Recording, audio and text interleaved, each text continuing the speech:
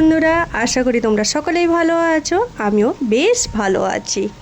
আর আজকে তোমাদেরকে দেখাবো ডাক বাংলার ঠাকুরটা আর সঙ্গে ব্যানার্জিডাঙ্গা হাই স্কুলে। ডাক বাংলাতে এবারে সিম্পল থিম করেছে, কিন্তু প্রতিমাটা সত্যি মারাত্মক সুন্দর করেছে। এবার যাব ব্যানার্জিডাঙ্গা স্কুলে। ব্যানার্জিডাঙ্গা স্কুলে আমি 11 আর 12 পড়েছি, আর অন্তু 5 থেকে 12 পর্যন্ত পড়েছে। তার মানে বুঝতেই পারছো কতটা নস্টালজি আমাদের কাজ করছে ওখানে যাওয়ার জন্য।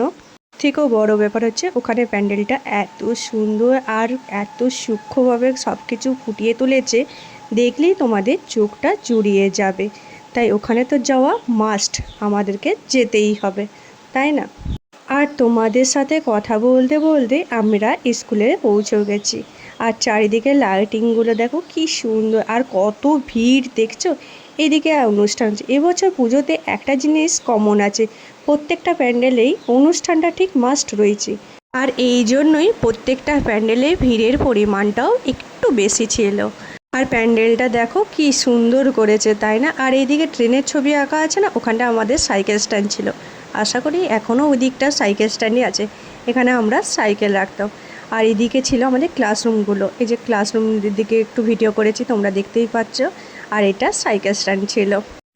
আর ভিতরের প্যান্ডেলটা তোমাদেরকে দেখে নেব। আর এবারে আরেকটা জিনিস কমন আছে, সব জায়গায় এই ভূতের থিমটা, সব জায়গায় এই ভূতের জিনিসটা এমনভাবে করে তুলেছে না, কিছু বলার নেই। আর ভিতরটা দেখো এইরকমভাবে তৈরি করা হয়েছে, ইটের তৈরি মনে হচ্ছে না, মনে হচ্ছে পুরো অরিজিনাল ইট না, কিন্তু প্যান্ডেলটা এভাবেই করেছে। হরিণ আছে, অনেক কিছু জীবজন্তুর মুখগুলো এখানে টাঙানো হয়েছে। প্যান্ডেলটা দারুণ সুন্দর করেছে। কিন্তু এবার ঠাকুর দেখতে আসবো আর নিজেদের মতন করে একটাও ছবি তুলবো না, এটা তো হতেই পারে না। তো আমরা একটু ছবিও তুলে নিয়ে এসলাম। আমাদের ডাক বাংলা আর ব্যানার্জিডাঙ্গা স্কুলের এই প্যান্ডেলগুলো দেখে কেমন লাগলো সেটা ঝটপট কমেন্ট করে জানিও। চলো ভিডিওটা শেষ করি। ভিডিওটা ভালো লাগলে লাইক শেয়ার কমেন্ট করো, আর প্রথমবার এলে প্লিজ সাবস্ক্রাইব করে দিও। Thank you for watching. Tata.